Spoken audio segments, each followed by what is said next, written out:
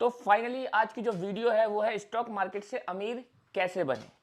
तो इस सवाल का जवाब देने से पहले और इस सवाल के ऊपर पूरी वीडियो शुरू करने से पहले ये सवाल हमें पूछना चाहिए कि स्टॉक मार्केट से ही क्यों इतना जोर देना चाहिए। तो उससे पहले आपको समझना पड़ेगा कि ओवरऑल जो हमारी इकोनॉमी है वो कैसे वर्क करती है, किस चीज में ज्यादा रिटर्न हो पाया है आज तक डेटा के हिसाब से। तो अगर मैं डेटा के हिसाब से आपको बताऊं तो जो हमारा रियल एस्टेट होता है, मैं एक एग्रीगेट फॉर्म में बात कर रहा हूं, ठीक है, ये नहीं कि किसी एक पर्टिकुलर एरिया के बारे में बात कर रहा हूं। तो रियल एस्टेट जो हमारा रिटर्न देता है वो 9 to 11% रिटर्न देता है, ठीक। गोल्ड हमारा देता है 7 to 9%, हाँ इसके आसपास रिटर्न देता है। वहीं हमारा अगर ब्रॉड स्टॉक मार्केट की बात करी जाए, अब मैं इंडिविजुअल स्टॉक की बात नहीं कर रहा जहां एक स्टॉक ने कई गुना, हजार गुना, लाख गुना रिटर्न दे दिया है। जैसे कि टाइटन का अगर मैं आपको बताऊं, टाइटन में अगर 2005 में आप 1 लाख रुपए इन्वेस्ट करते तो आज 2023 में वो 3.5 करोड़ रुपए हो जाते। तो ऐसे बहुत से एग्जाम्पल स्टॉक मार्केट में भी ढूंढे जा सकते हैं और रियल एस्टेट में भी ढूंढे जा सकते हैं। बट एक ब्रॉड की बात करें तो कैसे हम डिफरेंशिएट कर सकते हैं। तो रियल एस्टेट में ब्रॉड में 9 से लेकर 11% का रिटर्न बनता है, जबकि गोल्ड में 7 से लेकर 9% का। और वही स्टॉक मार्केट में हमारा ये रिटर्न बनता है 14 से 15%। और ये मैं नहीं कह रहा हूं, ये डेटा है। मैं आपको स्टॉक मार्केट का डेटा दिखाता हूं। ये देखिए, सेंसेक्स हमारा आया था 1986 में 561 रुपए में, और आज जो चल रहा है ये लगभग 72,000 प्लस चल रहा है। यानी कि आपने उस समय अगर 1 लाख रुपए लगाया होता तो आज 15% के हिसाब से ग्रो हो चुका होता। और ये मैं नहीं कह रहा हूं, ये डेटा बोल रहा है। तो अब आप सोच रहे होंगे कि यार 9, 11, 10-11% में और 15% में क्या फर्क आ जाएगा, वो मैं आपको दिखाता हूं। मान लेते हैं आप 1 लाख रुपए इन्वेस्ट कर रहे हैं 30 सालों के लिए, तो 11% और 15% में क्या डिफरेंस आता है, ठीक है। ये मैंने रेट कर दिया 11%। ये देख लेते हैं हम रियल एस्टेट का, ठीक है। और 1 सेकेंड, 11 हो जा भाई, 11 जल्दी से। और टाइम पीरियड हम ले लेते हैं 30 साल का। तो 30 साल में अगर आप 1 लाख रुपए इन्वेस्ट करते हैं 11% के रिटर्न से, तो आपका 22 लाख रुपए बन जाता है, ठीक। यही अगर हम स्टॉक मार्केट में इन्वेस्ट करते हैं और 15% रिटर्न बनता है तो कितना हो जाएगा। ये हो गया 66 लाख रुपए। यानी कि रियल एस्टेट में 66% रिटर्न कम बना है 30 इयर्स के पीरियड में। इसीलिए स्टॉक मार्केट से करोड़पति कैसे बने ये वीडियो जरूरी है, क्योंकि अगर आप मोटा मोटा डेटा उठाए पूरी दुनिया का तो आप पाएंगे 10 में से 8 बंदे जो अमीर बने हैं वो स्टॉक या फिर कंपनी से बने हैं, ना कि रियल एस्टेट से। यानी कि आपको स्टॉक मार्केट में इन्वेस्ट करना ही होगा। तो अब क्लियर हो गया होगा कि स्टॉक मार्केट में हमें क्यों इन्वेस्ट करना चाहिए, ठीक है। अब सवाल ये आता है कि चलो ठीक है, समझ में आ गया, स्टॉक मार्केट में इन्वेस्ट करना चाहिए, लेकिन कैसे करें, क्या चीजें यूज करें, क्योंकि कंफ्यूजन बहुत है। कोई कहता है एफएनओ में इन्वेस्ट करो, कोई कहता है एसआईपी कराओ, कोई कहता है इंडिविजुअल स्टॉक पिकिंग करो। तो आज इस सारे सवालों के जवाब इस वीडियो में मिल जाएंगे। इवन इन सवालों के जवाब भी मिलेंगे कि क्या स्टॉक मार्केट रिस्की है, क्योंकि आज से पहले तो हम यही सुनते हुए आ रहे हैं कि यार स्टॉक मार्केट रिस्की है, पैसे डूब जाते हैं, पैसा लेके भाग जाते हैं, इस तरह की चीजें सुनते हुए आ रहे हैं। और सेबी के अभी रिसेंट डेटा के हिसाब से ट्रेडिंग का जो डेटा है वो है 10 में से 9 लोग पैसा लूज करते हैं। तो इतना सारा कंफ्यूजन होने के बावजूद कैसे स्टॉक मार्केट में इन्वेस्ट करें, कैसे माइंड को क्लियर करें, आज इन्हीं सारे सवालों के जवाब देंगे। तो सबसे पहला सवाल, is stock market is risky. देखिए, कोई भी चीज कितनी रिस्की है ये डिपेंड करती है आपके नॉलेज पे, क्योंकि रियल एस्टेट भी रिस्की है, गोल्ड भी रिस्की है, स्टॉक मार्केट भी रिस्की है। लेकिन कौन सी चीज कितनी रिस्की है इसका जब तक आप नॉलेज नहीं लेते हैं तब तक आप समझ ही नहीं पाएंगे कि किस में इन्वेस्ट करना चाहिए, किस में नहीं, और कितना करना चाहिए, कितना नहीं। तो स्टॉक मार्केट को रिस्की का जवाब देने से पहले हम यह समझते हैं कि स्टॉक मार्केट में इन्वेस्ट किस किस तरीके से किया जाता है। जब आप इस बात को समझ लेंगे तो आप खुद बता पाएंगे कि ये स्टॉक मार्केट रिस्की है या नहीं है। सबसे पहले स्टॉक मार्केट में इन्वेस्ट करने के 3 तरीके हैं। आप म्यूचुअल फंड के थ्रू कर सकते हैं, आप स्टॉक्स के थ्रू कर सकते हैं और आप ट्रेडिंग के थ्रू कर सकते हैं। ये 3 ऑप्शन है। पहले हम बात करते हैं म्यूचुअल फंड में। देखो म्यूचुअल फंड क्या होता है। म्यूचुअल फंड बहुत सारे लोगों से पैसे को इकट्ठा करके उस पैसे को मार्केट में लगाते हैं। म्यूचुअल फंड मार्केट में कहां लगाते हैं? मार्केट के अंदर, यानी एनएससी और बीएससी में बहुत सारी कंपनी लिस्टेड है। इवन 5000 कंपनी आप एक एज्यूम लेके चलो, 8000 तक लिस्टेड है, बट हम 5000 लेके चलते हैं। उस 5000 कंपनी में से म्यूचुअल फंड आपसे पैसा लेकर के 5000 कंपनी में से अच्छी कंपनी या जो उनको बेहतर लगती है उनको चुन करके उसमें पैसा लगाती है। तो म्यूचुअल फंड कैसे काम करती है आपको समझ में आ गया। म्यूचुअल फंड क्या है ये भी आपको समझ में आ गया। म्यूचुअल फंड सिंपल आपसे पैसा कलेक्ट करती है और जो फंड मैनेजर होता है, उस म्यूचुअल फंड का जो फंड मैनेजर होता है, उसे आप एजेंट कह लो या फिर आप मैनेजर कह लो, वो आप सबसे पैसा ले करके फिर अपनी टीम को साथ में रख के डिफरेंट स्टॉक्स को चुन करके उसका बास्केट बनाता है। ठीक है, ये सिंपल। अब म्यूचुअल फंड भी कई तरीके के होते हैं, मैं आपको ब्रॉड तरीके बता रहा हूं, ज्यादा अंदर नहीं जाना है। देखो मैं आपको सिंपली बता दूं, जितना आप स्टॉक मार्केट में अंदर जाने की कोशिश करेंगे, अगर आपके पास टाइम नहीं है तो 99% चांस है आप स्टॉक मार्केट में इन्वेस्ट ही नहीं करेंगे, क्योंकि इतनी ज्यादा इंफॉर्मेशन है इसके अंदर। प्लस लोग अपने अपने हिसाब से चीजें बताते हैं और फाइनेंस है भी ऐसा टॉपिक जो कि एवरी मोमेंट आपको ऐसा लगेगा ये भी बंदा सही बोल रहा है, ये भी बंदा सही बोल रहा है, ये भी बंदा सही बोल रहा है। तो इसीलिए अगर आपके पास टाइम नहीं है तो मोटी मोटी चीजें आपको जाननी बहुत जरूरी है। इसी में हम म्यूचुअल फंड के बारे में जानेंगे। जैसे कई लोगों से आपने सुन लिया होगा कि यार म्यूचुअल फंड में ज्यादा रिटर्न नहीं बनता। अब सोचो, एक तरफ तो एक बंदा कह रहा है, जैसे मैं कह रहा हूं कि म्यूचुअल फंड में इन्वेस्ट करो, दूसरी तरफ कोई बंदा कह रहा है यार म्यूचुअल फंड में ज्यादा रिटर्न नहीं बनता।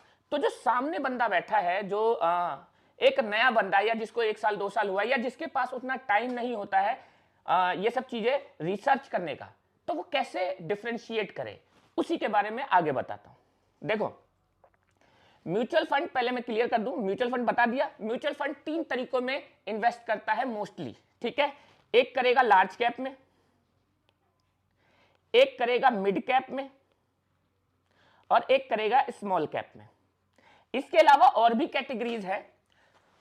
अगर आपने इन कैटेगरीज को पकड़ के भी म्यूचुअल फंड में इन्वेस्ट कर दिया तो आप 95% इन्वेस्टर से आगे हो जाएंगे। ऐसा मैंने क्यों कहा? क्योंकि जब आप लंबे समय के लिए इन्वेस्ट करते हैं, मान लीजिए 10 ईयर 15 ईयर्स के लिए, और कोई म्यूचुअल फंड आपका खराब भी रहता है, खराब मैंने ये नहीं बोला कि बेस्ट म्यूचुअल फंड, सबसे ज्यादा लोग गलती क्या करते हैं, बेस्ट म्यूचुअल फंड के पीछे भागते हैं, जबकि सबसे ज्यादा कोशिश पता है हमें क्या करनी चाहिए? सिर्फ 2 चीजें, लंबे समय तक इन्वेस्ट करने के लिए और दूसरा पैसे उसमें कैपिटल डालते चले जाओ, ना कि बहुत ज्यादा रिटर्न के पीछे भागो। सिर्फ लंबा समय और उसमें कैपिटल ज्यादा से ज्यादा आपको डालते चले जाना है। ठीक है, कारण बताता हूं। मान लीजिए आपने ऐसा म्यूचुअल फंड पकड़ा जो सबने दिए 15%, आपको मिला 11%। ठीक, और आपने लंबे समय तक इन्वेस्ट किया और कैपिटल भी उसमें डालते चले गए। आपको पता है ये 11% रिटर्न लेने के बावजूद आप 95% लोगों से आगे हो जाएंगे। ये सुनने में जितना इजी लग रहा है, मुश्किल है करने में। पता है क्यों? क्योंकि इंतजार करना पड़ता है। तो मेरी आपसे इस चीजों को समझने के लिए बहुत ज्यादा रिक्वेस्ट है कि इसको ध्यान से सोचें। ज्यादा चीजों में जाने की जरूरत नहीं है। आप large cap, mid cap, small cap का म्यूचुअल फंड ले करके आप उसमें इन्वेस्ट कर सकते हैं लंबे समय के लिए, बिना ये सोचे कि यार मेरे को 11% मिलेगा कि 15% मिलेगा कि 50% मिलेगा। इससे आप इजीली बीट कर जाएंगे। मैं मोस्टली ब्रॉड सिस्टम इसलिए बता रहा हूं क्योंकि स्टॉक मार्केट में बहुत सारी इंफॉर्मेशन है, आप उसको कैच नहीं कर पाएंगे, लिटरली नहीं कर पाएंगे। जो भी यूट्यूबर के आप वीडियोस देखते हैं वो लोग ये बात सिर्फ इसलिए बोल पाते हैं क्योंकि उनका काम ही यही है। अब जैसे मैं आपको ये बात बोल पा रहा हूं तो मैं दिन भर यही करता हूं, तो मुझे पता है कि कौन सी कंपनी जा सकती है, कौन सी कंपनी नहीं जा सकती है। हाँ, कई बार ऐसा भी होगा कि मैं जिसको जानता हूं कि वो जा सकती, बट स्टिल मैं फ्लॉप हो सकता हूं।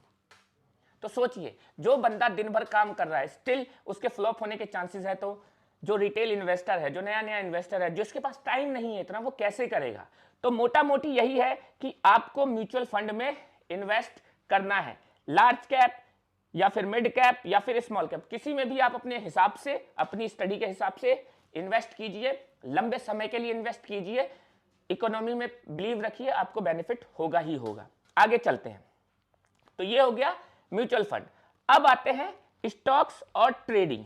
ठीक है, म्यूचुअल फंड में मैंने एक बात आपको नहीं बताई, जैसे आपने लार्ज कैप और मिड कैप और स्मॉल कैप में इन्वेस्ट किया, तो इसमें क्या होगा, आपका पैसा जीरो होने के चांसेस नेग्लेजिबल है। मैं ये नहीं कह रहा 100% है, बट नेग्लेजिबल है, इतना है इसमें म्यूचुअल फंड में।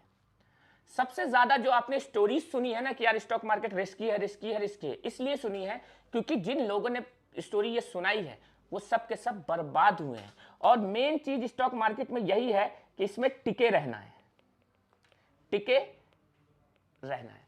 अब आते हैं मेन चीज पे, स्टॉक्स और ट्रेडिंग। स्टॉक और ट्रेडिंग एक्चुअल में वो वजह है जिसकी वजह से मोस्टली लोग परेशान हैं कि भाई स्टॉक मार्केट बहुत रिस्की है, बहुत रिस्की है, बहुत रिस्की है। क्यों? अब स्टॉक का मतलब क्या है, किसी आप एक कंपनी को चुनते हैं और उसके शेयर्स को खरीदते हैं। अब ये रिस्की क्यों है वो मैं बताता हूं। म्यूचुअल फंड में क्या था, म्यूचुअल फंड आपसे पैसा लेता है और उसको अपने बास्केट, यानी 50 कंपनी, 100 कंपनी, 150 कंपनी की बास्केट बनाता है और उसमें अपने हिसाब से पैसा डालता जाता है। यानी कि अगर म्यूचुअल फंड को जीरो होना है तो उस 150 की 150 कंपनी या फिर 100 कंपनी या फिर 50 कंपनी को डूबना होगा। यह है म्यूचुअल फंड के जीरो होने की कंडीशन। लेकिन अगर आप स्टॉक पिक करते हैं तो मुझे यह बताइए, आपके शेयर को जीरो होने के लिए क्या चीज चाहिए? वो कंपनी डूब जाए। तो मेरे इस सवाल का जवाब दीजिए, क्या एक कंपनी डूब सकती है? सोचिए सोचिए, मेरे हिसाब से आपको जवाब मिल गया होगा, हाँ एक कंपनी डूब सकती है। और इसके कंपैरिजन में अगर हम देखें तो 50 और 100 कंपनी, वो भी जो इंडिया की बड़ी कंपनीज है, क्या उसका डूबना इतना आसान है? नहीं है। 50 कंपनी के एक साथ डूबना बहुत रेयर है, मतलब हो ही नहीं सकता। अगर ऐसा हो गया तो इंडियन इकोनॉमी कोलैप्स हो जाएगी, बैंकिंग सिस्टम, पूरा का पूरा फाइनेंस, सब कुछ कोलैप्स हो जाएगा और ऐसे केसेस में गवर्नमेंट आ करके बेल आउट करने लगेगी। ऐसा हमने पास्ट के केसेस में भी देखा है। तो इसलिए जो रिस्की आप सुनते हैं वो है स्टॉक इन्वेस्टिंग, यानी आप कंपनी को सेलेक्ट करते हैं और उसको चूज करते हैं और फिर उसमें इन्वेस्ट करते हैं, लेकिन उसके डूबने के चांसेस। हाँ, कुछ लोग ये कह सकते हैं कि हम एक कंपनी नहीं चुनेंगे, हम 20 कंपनीज चुनेंगे। अब यहां पर क्या कैच है वो देखो। अगर आप फ्रेश इन्वेस्टर है या फिर 6 महीने 2 साल पुराने इन्वेस्टर हैं और आपको लगता है आप 20 कंपनी चूज कर लेंगे, तो आप फेल हो सकते हैं। कैसे? क्योंकि 20 कंपनी सेलेक्ट करने के लिए भी आपको कम से कम 400, 500, 1000, 2000 कंपनीज की इंडस्ट्री चेक करनी होगी, उसका क्या साइकिल है वो चेक करना होगा। क्या आपके पास इतना टाइम है? इफ यस, आओ और स्टॉक मार्केट ढंग से सीखो। लेकिन नो, तो प्लीज दूर रहो स्टॉक पिकिंग से, क्योंकि आप प्राइस देख करके स्टॉक पिक कर लोगे और वो जाएगा ही जाएगा और आप ही लोग स्टोरी सुनाओगे कि भाई स्टॉक मार्केट रिस्की है। तो अब समझ में आया स्टॉक पिकिंग क्यों रिस्की है। म्यूचुअल फंड रिस्की नहीं है, स्टॉक पिकिंग रिस्की है। तो ये उसको करना चाहिए जो फुल टाइम इन्वेस्टिंग करना चाहता है, जैसे कि मैं। आई लव स्टॉक मार्केट और मैं इसको फुल टाइम भी देता हूं, लेकिन जो लोग इसको फुल टाइम नहीं दे सकते उनको इससे दूर रहना चाहिए। अब स्टॉक पिकिंग से भी खतरनाक है ट्रेडिंग, क्योंकि स्टॉक पिकिंग से भी ज्यादा खतरनाक है ट्रेडिंग। क्योंकि स्टॉक पिकिंग में तो एटलीस्ट आप किसी कंपनी के एनालाइज करते हैं, उसके फंडामेंटल्स देखते हैं, प्रॉफिट एंड लॉस देखते हैं, सेल्स देखते हैं, उसका प्राइस अर्निंग रेशियो क्या है वो देखते हैं, फ्यूचर ग्रोथ क्या हो सकती है वो देखते हैं, उसकी इंडस्ट्री रिपोर्ट पढ़ते हैं। बट ट्रेडिंग में सिर्फ और सिर्फ प्राइस के ऊपर बात की जाती है कि प्राइस को प्रिडिक्ट किया जाता है कि प्राइस किधर की तरफ जाएगा, प्राइस अप जाएगा, प्राइस डाउन जाएगा, प्राइस या साइडवेज मूव करेगा, ये देखा जाता है ट्रेडिंग के अंदर में। मान लीजिए एक एग्जांपल, कोई कंपनी है, आज उसका शेयर प्राइस चल रहा है 220, तो एक ट्रेडर अंदाजा लगाता है, उसके सब सिस्टम अलग हो सकते हैं, कोई 3 महीने का अंदाजा लगाता है, कोई एक दिन में अंदाजा लगाता है कि क्या आज शाम तक 222 रुपए हो जाएगा क्या। तो ये पूरा का पूरा स्पेकुलेशन के अंदर आता है। आप इसमें जितने भी परफेक्ट हो जाएं, इट इज स्पेकुलेशन। क्यों? क्योंकि it is zero sum game. कैसे? दो लोग हैं, प्राइस चल रहा है 220 पे, ठीक। एक बंदा बोलता है प्राइस जाएगा 222 पे और इसने 10 रुपए की बेट लगा दी। दूसरा बंदा बोलता है 218 पे जाएगी और इसने भी 10 रुपए की बेट लगा दी। तो जो जीतेगा, हारे वाले बंदे का पैसा उसके पास चला जाएगा। आई होप सो ये ट्रेडिंग का सिंपल कंसेप्ट आपको समझ रहे हैं। यानी इसको जीतना है तो इसको हारना ही पड़ेगा, तब इसके 10 रुपीज इसके पास जाएगा। क्योंकि 1 डे में, 3 डे में कंपनी के फंडामेंटल में क्या चेंजेस आएंगे यार, कंपनी क्या ही सेलिंग कर लेगी। क्योंकि कंपनी में ग्रोथ देखने के लिए 1 ईयर, 2 ईयर, 10 ईयर, 5 ईयर का देना पड़ता है टाइम। तो यहां प्योर प्राइस के ऊपर स्पेकुलेशन चल रहा है, यानी जीरो सम गेम है। अब मेरे को एक बात बताओ, इसका मतलब जीरो सम गेम है तो कोई ना कोई तो हारेगा। जब कोई ना कोई हारेगा तो वो कहानी क्या सुनाएगा? Stock market is risky. तो आप समझ में आ रहा है, म्यूचुअल फंड में कोई नहीं बोल रहा स्टॉक मार्केट को रिस्की, क्योंकि वहां रिटर्न थोड़ा कम बन रहा है, यानी कि 15% बनने के बजाय 10% बन जा रहा है। लोग कह देते हैं यार 10% बहुत बुरा रिटर्न है। रिटर्न बुरा और अच्छा कुछ नहीं होता है। रिटर्न ये देखना पड़ता है कि आपका सिचुएशन क्या है।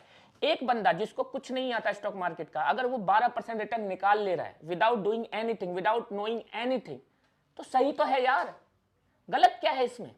लेकिन दिक्कत यहां ये आ जाती है, जिसको ज्यादा नॉलेज है, जिसको मार्केट की ज्यादा समझ है, वो जब ये बोलता है कि 18% निकाल सकते हो, बोल सही रहा है, वो बोलने में दिक्कत नहीं है। लेकिन ये भी तो समझना होगा ना, जो बंदा जानता ही नहीं मार्केट के बारे में, वो कैसे 18 निकाल लेगा? तो वो नहीं निकाल सकता। मतलब अगर आपको स्टॉक पिकिंग करनी है तो भी आपको फुल टाइम देना होगा, और अगर आपको ट्रेडिंग करनी है तो भी आपको फुल टाइम देना होगा। अगर आप ये पार्ट टाइम में कर रहे हैं, इट इज रिस्की। तो आई होप सो आपको समझ में आ रहा होगा रिस्की क्या है। रिस्की है स्टॉक्स को पिक करना, और उससे भी ज्यादा रिस्की है ट्रेडिंग करना। तो आपको समझ में आ रहा होगा स्टॉक मार्केट क्या है रिस्की। स्टॉक मार्केट रिस्की नहीं है, इसकी जो ब्रांचेज है, बोले तो स्टॉक पिकिंग करना ये रिस्की है, ट्रेडिंग करना ये रिस्की। म्यूचुअल फंड रिस्की नहीं है, म्यूचुअल फंड वोलेटाइल है, लेकिन लंबे समय में जब आप करते हैं तो आपको रिटर्न पक्का मिलता है। तो आई होप सो आपको समझ में आ गया होगा कि स्टॉक मार्केट रिस्की है तो कहां रिस्की है, कहां इन्वेस्ट करना चाहिए। तो आई होप सो ये सब समझ में आ गया। अब हम अगले टॉपिक पे बात करते हैं कि भाई चलो सब समझ में आ गया, इन्वेस्ट कैसे करें। उससे पहले एक और चीज मैं आपको मोटा मोटा बता दूं। अब जैसे मैंने आपको बताया कि भाई लार्ज कैप म्यूचुअल फंड में इन्वेस्ट कर लो, मिड कैप में कर लो, स्मॉल कैप में कर लो। उसके बाद एक स्टॉक पिकिंग में है और एक है ट्रेडिंग में, ठीक। देखो लार्ज कैप में मोटा मोटी आप 12 से 15 कर लो, और मिड कैप में आप 12 से 18 कर लो, और इसमें भी आप 10 से 18 कर सकते हो, ठीक है। लेकिन इधर आपको रिटर्न मिल जाएगा। स्टॉक्स में और ट्रेडिंग में कुछ भी एक्सपेक्ट नहीं है, क्योंकि यहां जीरो होने का रिस्क है, तो यहां हीरो होने के भी पूरे चांसेस हैं। मैंने आपको ऊपर ये कहानी बता दी थी, क्योंकि स्टॉक्स में और ट्रेडिंग में दोनों में जीरो होने के पूरे चांस है, तो इसमें हीरो बनने के भी पूरे चांस है। यानी आपका 1 लाख 50 लाख भी बन सकता है। हाँ, इसके बनने की पॉसिबिलिटी बहुत कम है। बनने वालों में सिर्फ वही लोग होंगे ज्यादातर जो फुल टाइम इसको करते हैं। ये मेरा वर्ड याद रखना, full time. If you are not giving the full time to trading और stock investing, you are going to lose money in stock market. और मेरे हिसाब से तो ये भी वर्ड यूज नहीं करना चाहिए, हमें ये यूज करना चाहिए कि आपने ट्रेडिंग करके पैसा लूज किया है, स्टॉक मार्केट में लूज नहीं किया है। चलो अब फाइनली आते हैं ब्रॉड सिस्टम में, कि जो लोग 15 से लेकर 21 साल के बीच में हैं, या तो वो बहुत या अर्निंग नहीं कर रहे हैं या फिर थोड़ा मोड़ा अर्निंग कर रहे हैं। तो देखो सबसे पहले अगर आप इस स्टेज पे हैं तो थोड़ा सा टाइम सिर्फ स्टॉक मार्केट को आप दे सकते हैं। जैसे 500 की एसआईपी करा लो, 100 रुपए की एसआईपी करा लो, और थोड़ा थोड़ा टाइम, यानी वीक में 1 घंटा दे दिया और 6 महीने में 1 घंटा दे दिया। इससे क्या होगा, आप धीरे धीरे अपनी नॉलेज को बिल्ड करेंगे स्टॉक मार्केट के अंदर में। इस ड्यूरेशन में आपको बहुत सारी कहानियां सुनने को मिलेगी, एक बंदा करोड़पति बन गया, एक बंदा अरबपति बन गया। आपको इस चक्कर में नहीं पड़ना है। अगर आप पढ़ेंगे तो आप लॉस खाएंगे, ठीक है। जो छोटी मोटी अर्निंग कर रहे हैं उनके लिए भी सेम प्रोसीजर है, कोई दूसरा प्रोसीजर नहीं है। ऐसा मैं इसलिए बोल रहा हूं कि जितनी भी इंफॉर्मेशन मैं बता रहा हूं आज इस वीडियो में, ये याद भी नहीं रहेगी, आपको बिल्कुल याद नहीं रहेगी। तो आपको 1 साल 2 साल 3 साल देना ही पड़ेगा। जैसे जैसे आप समझते जाएंगे उसके बाद मान लीजिए आपको थोड़ा थोड़ा समझ में आ रहा है, तो उसके बाद आप क्या करेंगे, आप म्यूचुअल फंड में अपनी एसआईपी शुरू कर सकते हैं और लमसम अमाउंट डाल सकते हैं। जो मैंने म्यूचुअल फंड आपको बताया, लार्ज कैप, मिड कैप और स्मॉल कैप, ये सारी चीजों में आप अपना कर सकते हैं। ठीक है, इससे क्या होगा, धीरे धीरे कैपिटल भी बिल्ड करना है। जब एक बार नॉलेज आ गई, आप अपना कैपिटल डालना शुरू करेंगे और धीरे धीरे कैपिटल बड़ा होने लगेगा। आ गई आपको बात समझ में? अब अगर फ्यूचर में जाके आपको समझ में आती स्टॉक मार्केट और ज्यादा, तो आप स्टॉक पिकिंग स्टार्ट कर सकते हैं। लेकिन उससे पहले आपको अपना कोर पोर्टफोलियो लार्ज कैप में डालना चाहिए। कोर पोर्टफोलियो मतलब जो भी ऐसा पैसा जो आपको बेस देता है, जिसके डूबने से आपकी जिंदगी बर्बाद हो सकती है, वो पैसा आप बड़ी कंपनीज में लगाएं। बोले तो म्यूचुअल फंड में जो लार्ज कैप में इन्वेस्ट करती है। लार्ज कैप मतलब कौन सी? जो इंडिया की 100 सबसे बड़ी कंपनी है, उन्हें लार्ज कैप कंपनीज कहा जाता है। तो धीरे आप स्टेप याद कीजिए, सिंपल, आप धीरे धीरे नॉलेज लेंगे, बिल्कुल टाइम नहीं देंगे, अपने स्किल पे फोकस करेंगे, थोड़ा थोड़ा टाइम देंगे। उसके बाद अपना पोर्टफोलियो बनाएंगे म्यूचुअल फंड के अंदर लार्ज कैप में, उसमें धीरे धीरे अपना कैपिटल ऐड करते चले जाएंगे, धीरे धीरे ऐड करते चले जाएंगे। ये वो पैसा डलेगा इसमें जो आपकी जिंदगी बर्बाद कर सकता है अगर डूब जाए तो वो पैसा छेड़ना ही नहीं है, वो म्यूचुअल फंड में डालते चले जाना है। और ऐसा करते करते अगर आपको 2-3 साल हो जाते हैं, 4 साल हो जाते हैं, कैपिटल आपका बिल्ट हो जाता है, या फिर 10 साल में कैपिटल बिल्ट हो जाता है, फिर जो एक्स्ट्रा अर्निंग आएगी अलग से, उससे आप स्टॉक पिकिंग कर सकते हैं अगर आप चाहे तो, ट्रेडिंग कर सकते हैं अगर आप चाहे तो। ऐसा क्यों? क्योंकि अगर वो पैसा डूबता भी है तो आपका एक कोर पोर्टफोलियो तैयार है जिसे आपने छेड़ा नहीं है। अगर इधर आप फेल भी होते हैं तो एक साइड आप रिलैक्स रहेंगे। अब आते हैं जो 21 से 30 के बीच में, मोस्टली लोग ये वो लोग होंगे जो अर्निंग कर रहे होंगे। अब लो या हाई हो सकता है, आपके लिए भी मोस्टली वही सेम प्रोसीजर है। आपको कुछ नहीं करना है, आप कोई भी म्यूचुअल फंड पकड़िए, कोई भी किसी भी कंपनी का। मैं क्या रिकमेंड करूं, बहुत सारी है, आप देख लीजिए जाके, जो लार्ज कैप में इन्वेस्ट करती हो, या फिर आप इंडेक्स फंड भी सेलेक्ट कर सकते हैं, ये भी लार्ज कैप में करती है। ठीक है, इसमें आप अपने लॉन्ग टर्म गोल के लिए पैसा इन्वेस्ट करेंगे जो 10 ईयर प्लस या 15 ईयर प्लस के लिए होगा। ठीक है, ये धीरे धीरे आप इसमें पैसा डालते चले जाएंगे। इससे क्या होगा, एक कैपिटल आपका बड़ा होना शुरू हो जाएगा। तो ये तो आपको स्टार्ट रखना ही है। धीरे धीरे शुरू के 3 साल आप ये ही करेंगे, इसके अलावा कुछ नहीं करेंगे। ऐसा मैंने क्यों बोला? क्योंकि जब आप 3 साल म्यूचुअल फंड में पैसा डालते डालते बिताएंगे तो आपको थोड़ा, क्योंकि देखो पॉइंट ध्यान रखो, आपके पास फुल टाइम नहीं है, आप इसको फुल टाइम दे नहीं सकते। और मैंने आपको क्या बताया था स्टार्टिंग में, फुल टाइम देने के लिए आपको, सॉरी, स्टॉक पिकिंग और ट्रेडिंग करने के लिए फुल टाइम ही देना है। जितनी भी कहानी आप पार्ट टाइम की देख रहे हैं, ये वो एक्सेप्शन केसेस है। एक्सेप्शन मतलब यार तुक्का लग जाता है, और तुक्के से कहानी बन तो जाती है कईयों की, लेकिन करोड़ों लोग बर्बाद हो जाते हैं। ठीक है, तो 3 साल तक आपको, 3 साल, 4 साल, 5 साल टाइम लग रहा है, लगने दो। जब तक आपको कन्विक्शन ना आए कि हाँ मेरे को मार्केट समझ में आ रही है, तब तक स्टॉक पिकिंग ट्रेडिंग की तरफ नहीं जाना है, अपना पोर्टफोलियो बिल्ड करने रहना है। उससे ज्यादा अगर पैसा आपको जल्दी बनाना है तो अपनी स्किल पर फोकस करो, क्या दिक्कत है, कोई प्रॉब्लम है? तो सिंपल इसी स्टेप को फॉलो करते हुए जाना है। अब आते हैं लास्ट। तो सबसे पहले आपको क्या करना है, सिंपल, डीमैट अकाउंट खुलवा लो, किसी भी कंपनी का डीमैट अकाउंट खुलवा लो। आजकल जो चल रहे हैं उनका भी खुलवा सकते हो, बैंक से भी खुलवा सकते हो। ठीक है, डीमैट अकाउंट खुलवा लिया, उसमें किसी भी म्यूचुअल फंड को सेलेक्ट कर लो जो लार्ज कैप की हो।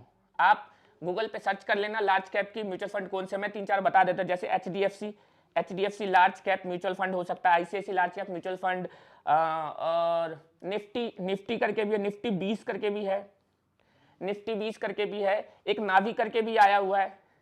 इसका मुझे नहीं पता लार्ज कैप वाला है या नहीं, लेकिन इंडेक्स फंड का है इसका। ठीक है, किसी को भी अपने डीमैट में जाकर सेलेक्ट करे, उसमें एसआईपी या फिर लमसम दोनों डाल सकते हैं। लेकिन मेरा यही रहेगा कहना कि स्टार्टिंग में 1000 या 500 की आप एसआईपी कराएं, 6 महीना, 1 साल, 1.5 साल समय दें। ठीक है, इसमें दिक्कत क्या आएगी आपको, जो ये मैं वेटिंग पीरियड आपको बोल रहा हूं ना, इस वेटिंग पीरियड में कई सारी कहानियां आपके पास आएंगी, क्योंकि आप स्टॉक मार्केट से जुड़ने जा रहे हैं, तो इसमें बहुत सारी कहानियां आपको सुनने को मिलेगी। एक बंदा था जिसने 1 लाख से 3 करोड़ बना लिया, एक बंदा था जिसने 1 करोड़ को 1000 करोड़ बना लिया, ये सारी कहानी सुनने को मिलेगी। या सीधा कहानी सुनने को मिलेगी, एक बंदा था वो सीधा बर्बाद हो गया।